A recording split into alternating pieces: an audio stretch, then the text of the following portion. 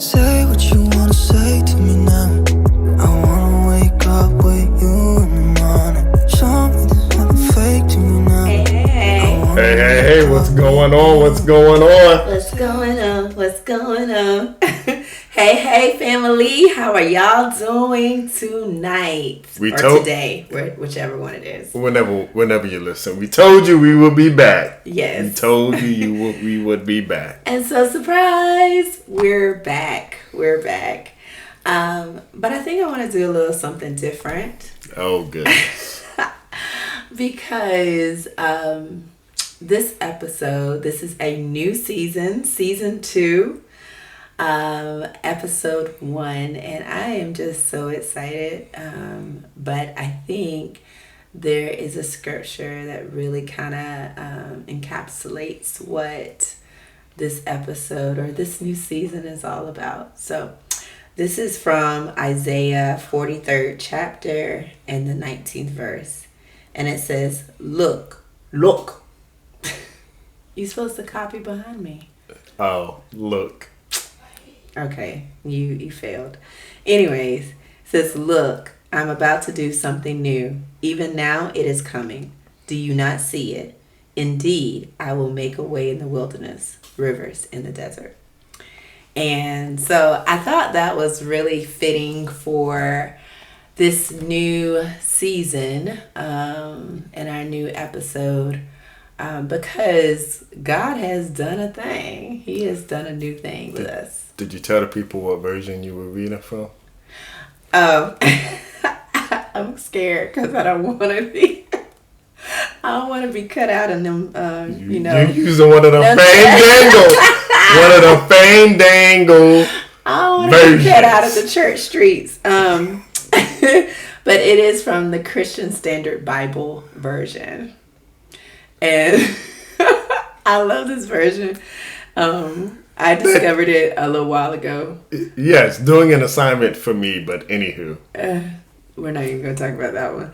But anyways, and I absolutely love how plainly it speaks in the Bible. So the words of the Bible, it doesn't do a lot of this and thou and thy. And that's how you know it's holy, though. Yes, that's how you know it's holy. That's how you know it's holy. Right, mm-hmm. But I need you gotta have the thou. Thus said. Wow. That's wow. All of that. Wow. That is a little much.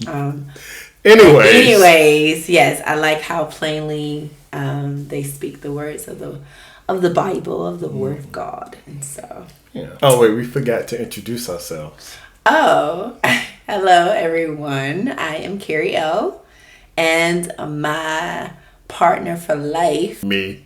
Really? R.A. Robert. This is supposed to be a new thing. We not doing old habits.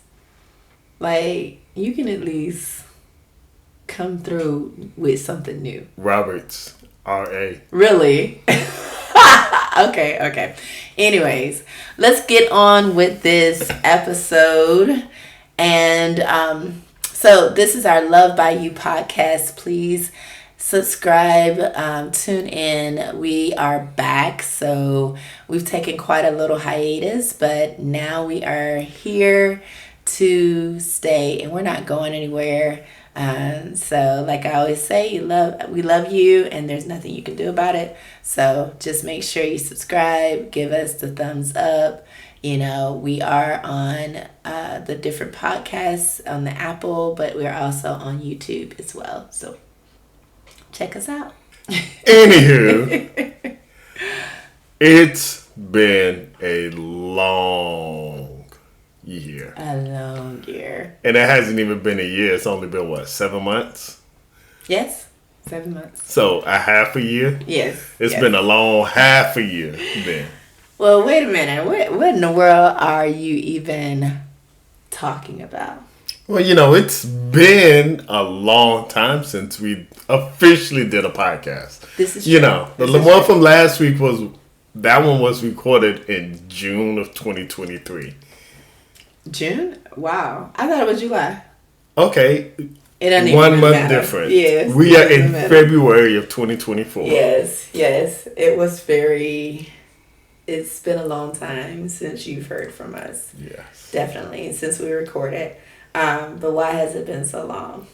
Well, because we moved to a whole new city. We did. We did move to a whole new city. We did. Our son started a new school. Wow. Yeah. Yeah. He still in middle school. Still in middle school. You know, this is his last year middle school. You made my son move his 8th grade year. Well, I mean, I think it was probably the best time though for him to move. It was. Because like I would not have wanted him to move going into middle school. I would not have wanted him to move when he was in 7th grade, because 7th grade, developmentally and everything, hormonally, be kicking these kids' butts. 7th grade is the 7th grade. That's the year. So I didn't want him doing that. Yeah. And so 8th grade was the best, I think, best year for him to do it. But the whole reason we moved is because I was assigned as a senior pastor to a church. Woo! Which is still funny to me. And like, the crowd goes wild. Like, as I tell my congregation, that's how I know God has a sense of humor, because he has me as somebody's pastor. Yes, you somebody's pastor, child. Mm-hmm. Oh my goodness. Yes. And so because, unbeknownst to me, I was marrying a pastor. No, you knew. Hold on. Uh-huh. I knew that I was marrying a minister or someone who was called into ministry. Uh-huh. I didn't know at the beginning, I did not know I was marrying a pastor. Well, yes, you did. No. Because you knew I was called into pastoral ministry at 19, and that I was running for my life. Always changes too. You be like 17, 19. It was one 16. of them years. Listen, do you know how many decades ago that was? Okay. It doesn't matter. It doesn't matter. But anyways, I did know that you were called to be a minister. I honestly did not. I think when you first told me that you were even thinking about pastoring, it was down the line. Like, you were doing other things. You were looking into chaplainship and all of that, you know. And I think I kind of thought at the beginning when you told me, when you first told me, I was literally thinking, yeah, nah, you ain't gonna. Like, I didn't think it was real. Like, I didn't think you were gonna really be like pastor. Even when God called you into the ministry, you still thought it was. Oh, called me to be a minister? Still thought I was what? It wasn't gonna happen. You know what? It's like after a while, you kind of forget about it. Like, you kind of just be like, oh, okay, well, I guess it's not going to happen. Like, you know, like, you think, okay, you get you know, like you told me, hey, you know, I feel like I've been called into pastoralship. But then you were kind of like, no, but I'm not going that direction. I don't think I'm gonna go that direction. And so I kind of like 10 years down the line, and it hasn't happened yet. So you just automatically just be like, oh, okay, well, it's not happening. And you go about your business and doing other things in the ministry. But here it is, 20 years later. 20 years later, and here we are. But I think it was, and I think that's a lot of people's story. See, I almost said testimony, you know, but, you know, being all churchy. But I think that is a lot of people's stories where they run from a calling on their life. Mm-hmm. You know, and I think for me it was definitely because of I saw how, not necessarily for me, but, you know, coming from a church minister's family, you know, like our organization, the state, they did a memory, I can't remember, I don't know what you actually call it, a feature, you know, on my grandfather, you know, and they were talking, because he was a pastor way back in the early 1900s, which Don't come for me. Yes, Ooh. 1900s. I mean, he was born in 1900s. He literally was born in 1900. So hey, but just all the things that he did, and then also all the ministers and people that work in the ministry that came out of, his union and his guidance, but I still was like, that's not what I want for my wife, because I've seen how some churches, not all, but how some churches treat their first lady, and that's not something that I ever wanted for my wife. So yeah, that was one of the reasons that I ran from it. And and for us, we even did a lot in the ministry on the local level, regional level, state level, and we still do some of that. Yeah. The term first lady, because everybody doesn't use yes, the term first yes. lady, but that is basically a term in reference to a pastor's wife. And so some people will call them first ladies, because they are the first family, so to speak, of the church. And so they'll call them first ladies. So just to put that out there. You can continue.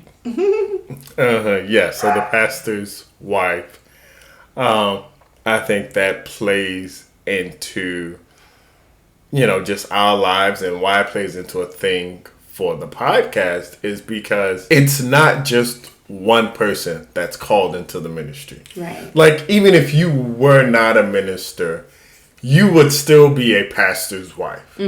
Or if you would have been called to be a pastor, I would have been a pastor's husband. Affects the unit. It affects the union. It affects the marriage, because, not only are we, the first family of a church, if you want to say that, but, we also live in the parsonage, which is the home owned by the church for the pastor. I realize that most people don't know that term. Most church people don't know that term. Even those, that's what I was going to say. Even those that attend church regularly or whatever, grew up in the church, a lot of them, especially if their church did not have a parsonage, did not own a home on the property for the pastor, then they're not familiar with that term. So well, and so it affected, especially the fact that we moved to a whole new city 2 hours away. It affects, like we said, our youngest child had to go to a new school. Right. For his 8th grade year of middle school, and as any parents of middle schoolers or former middle schoolers know how traumatic that can be, I had to find a new job, which was a journey. If I would have listened to God, sooner, it would not have been as hard. And then, also you had to find somewhere to hang your practice. Yeah, so this is true. And one of the things too, though, I think it was just such a blessing for at least one of us to have the flexibility to take a break while the transition happened, because we moved in end of July, and we had our first Sunday service as pastors the second Sunday in August. Yeah. And that following Monday, our son went to his first day of school. And so Which they did not have any of his records from his previous school. So but they did have, I registered him, so they had his registration and all this other stuff so that he could start school on time. And I think that it was a whirlwind of transition. It's still, I feel like we're in a little bit of a whirlwind of transition, because it just does not feel like it's been 7 months since we've been in a new city. Our previous city that we lived in was where we established our family, where we started, where we met. Yeah. You know, where we got married, where we stayed. Like, we lived in our previous city for over 2 decades. And so, you know, it was a huge adjustment. So I was able to take a break from my practice and be able to be here full time while you were still working in the other county and, you know, commuting back and forth. So it was just, you know, they say a lot of times what a difference a day makes, but I always say, like, what a difference, like, an hour makes, what a different a minute makes. Like, it's interesting of how, if you would have told us, like, back in January or even this time, February, you know, 2023, that we would have been living here for 7 months. We would have had adjusted. You've gotten a new job. I've been able to start my practice again. You know, we've been in a whole different environment, everything. Yeah. I would have laughed in their face. Yeah, a year ago today, I would have been like, no, never gonna happen. One, not gonna pass. And I will have to say that, and I think we both had this discussion about which was actually how it all started, that, you know, that yes, I had been running from that calling from a while, and that I just needed to be open and obedient to it. But then even then, we hadn't heard anything about it for a while. And then nothing. Yeah. And then, it just happened. Well, and I also think, looking back, I think it's funny, and this isn't part of our notes we had written down, but something, you know, God just brought to my mind. I think it's so funny of how, and I think we've touched on it a little bit in previous podcasts. We really haven't gone deep into it, but, you know, our rough patch that we had at the end of last year, at the end of 2022. Yes. We're in a new year. At the end of 22, but how that was also right before God was making the moves. And the discussions happened about us becoming pastors. Right. And looking back, I think it was an attack and an attempt to prevent this from happening. Right. You know? Right. Because when it talked about us moving from Gainesville to where we are now, that it was just like the right choice. There wasn't a talk or a discussion about it. So I think that was just part of an attempt. Yeah. But I guess for you, I would ask, what do you feel has been the hardest struggle being married to a pastor? Because I know what the hardest thing about being a pastor has been. Oh, really? Yeah. Okay. I think for me, the biggest challenge is, you know, being the wife of a pastor. You have to remain guarded, in a sense of guarded with the power of the Holy Ghost, and being actually prayed up even more so than just, and I don't want to say just, but because being a wife, I think, is such an amazing honor and privilege.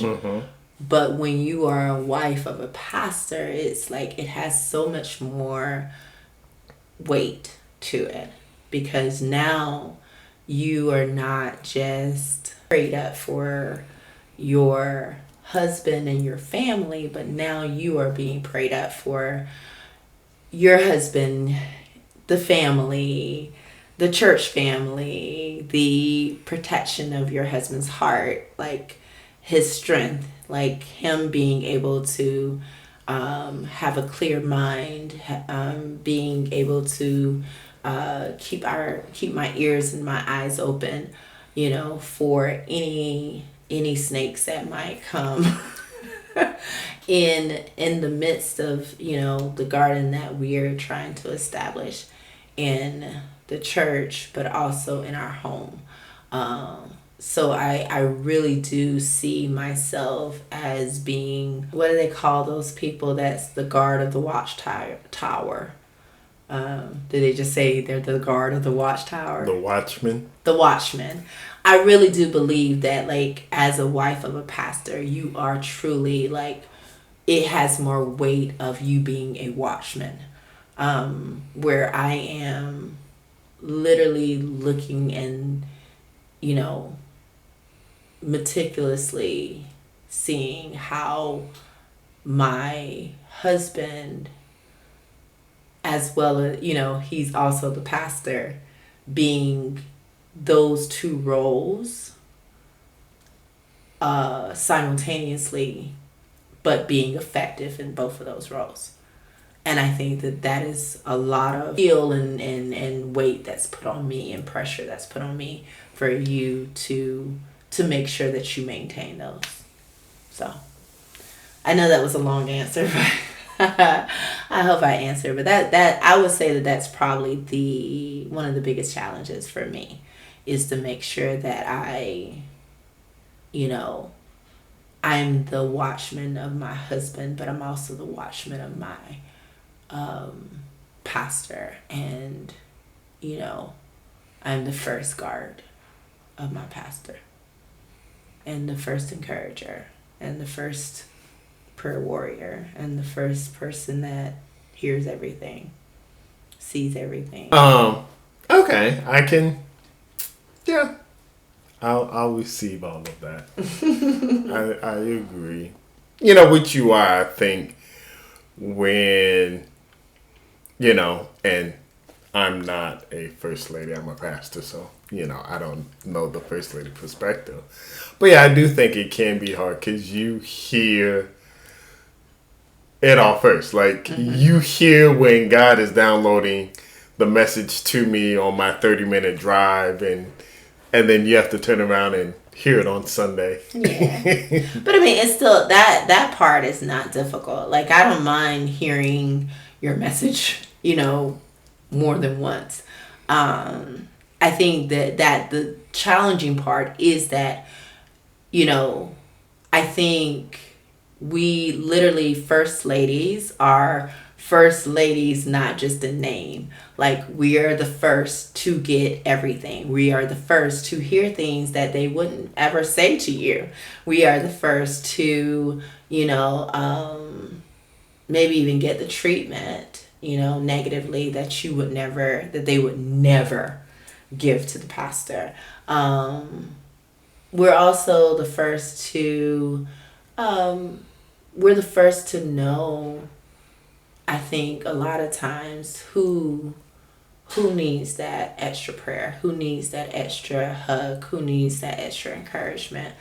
And so we are literally like, I'm literally your right hand that is going to be like, like, I'll deal with her, or I'll deal with him, or whatever it is, or, you need to call him, he needs this, or whatever, and so I think that's where it's like, it's challenging, but then it's not, because I think because we've been married for, over 2 decades before we became these pastors, in this, in this sector of ministry. I think it's made it easier, because I already know how to be your wife. I'm not just learning. I know your quirks. I know when you are, when you get something new from God. I know when you are feeling worried. I know when you are apprehensive about something. Like, I know you because I've already been your wife for a long time. So I'm not trying to be I'm not learning to be your wife as well as learning how to be a first lady. Yeah. So I think that's what makes it not as challenging. Yeah. I definitely would not want to be newly married and a new pastor. Right. But I know some people have done that, where they've been married for 1 or 2 years and then they get into either evangelism or they get into pastoring a church, and it's difficult to say the least, I think. Well, and I would just say from my perspective, kind of for me, because we've been in ministry, before. We've been in ministries where we've been in charge of other people. Other people have been under our care. But I think pastoral is different, and I think this was kind of something we were talking about the other day, of how it is like the church, I won't say is on my mind all the time, but the church is on my mind a lot. Yeah. Be it the people, the finances, the building, the grounds, the grounds, the spiritual growth.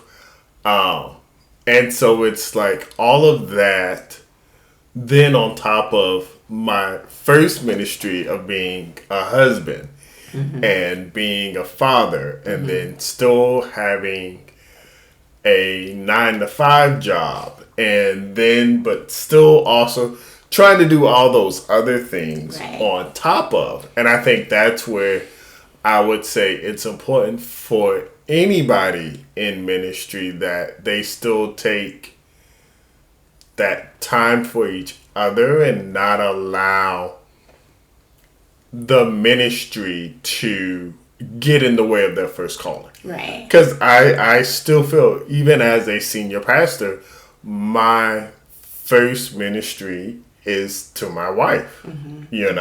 My second ministry, as it should be. My second ministry is to my children. And so, it should never be that those ministries are lacking because of the church. Right. And I think it is difficult, though, because when you get and even if it's not pastoral ministry, but when you get into something new, it has a tendency to become all-consuming, right? And so it's one of those things that I think you literally have to be so intentional about not allowing it to consume you, because like with this new church, like we are truly like seeking the mission of God, and like there are so many ideas and so many things that are running through our heads constantly about how to implement the mission of Him. And so it can become so consuming. And like you said, your first ministry is your marriage, and then your second ministry is your children. And so then it's so when does all these other things come into play? And so I think that's where you really have to be intentional about stepping away, even if it is just for a moment, to do something personal that interests you, something, with your family, something with your wife, those kind of things. I think it's what it makes it important, and it also makes it where you're a well-rounded pastor, not just, this is my life. Right. Yeah. Well, and I think that's why, like, we've taken the Fridays as long as we go, and that's why, like, with Fridays, we take that one day a week, and it's not one day a week, but we set that time aside. And I say not one day a week as in this is the only time that we spend with each other. Right. But that one time a week where we go, just you and I, and we go and we have breakfast. Just the two of us. And we go and we do that. And, that's our time. With our oldest grown-ish child that we're a little bit closer to now. With her, she's very much just getting a phone call from her daddy every day brightens her day, makes her happy. With our youngest, he's gotten into playing the drums and playing the drums for church, and that's been exponential growth. Yeah, I was trying to find the word. Yes. Growth. Which has got me back into, I need to get back into playing my guitar. And then the prospect of playing with my son. Right. Because our daughter, she's my hunter. She's my huntress. She'll go out and she'll hunt with daddy all times, any day. He doesn't do that. He'll rather go fishing, but even with that, his whole thing is he just wants to spend time with his father. Right. So remembering that, yes, that the church is an important ministry and I have the lives and the souls of other people, but, my first focus has to be my spouse and my children, because what good does it do me to have a whole church that loves me and adores me and listens if I don't even have my own family doing that? And I think gain the whole world and lose your soul. But I also think, and again, I've never been a PK, a pastor's kid for our non-churchy people, but I've never been a pastor kid. But I think that may be one of the reasons is because the pastor's kids are always the one called to do everything. But then they also see their parents doing things for everybody else. Right. And it's one of those things is that I think the biggest gift that we could give them as now pastors is to make sure that our relationship with them doesn't change from before we were pastors and now after we're pastors. I think because at the end of the day, we're their mom and dad. It's not a who does mom and dad people. We're their mommy and daddy. That is not in my house. Oh, okay. Get over yourself. Anyways. But no, it is one of those things that I think is important, that it's not a then and now. But it is a then and now is the same or better than it was then, And so I think that that's important, because they could get all kinds of praise from other people. They can get all kinds of, they can even get all kind of ridicule from other people. But I think if they can get the positive and the praise and the relationship from us, then, all of that other stuff won't even matter. So yeah, I agree. So it looks like we're up on that time. Yes. But it's been a long time since you met you without I don't even know the words. All the way. I just know the beat. See, and that's why you don't start stuff. How does it go? It's been a long time. I shouldn't have left you without a dope beat to step two. Step two. Ah! I was waiting to see how long it was going to take you to get that out, because that's all you've been saying ever since. I know, because when you said it's been a long time, it kind of came back to my head, and I just but all I could think of was the beat. But anyways, so I'm so glad you did that for me. Thank you, honey. You're welcome. Well, honey, I am so thankful to be loved by you. And I'm thankful to be loved by you. And we are so thankful to be loved by him. Bye. See y'all next time. Peace out. I wanna wake up with you in the morning. Turn this room, turn it to another.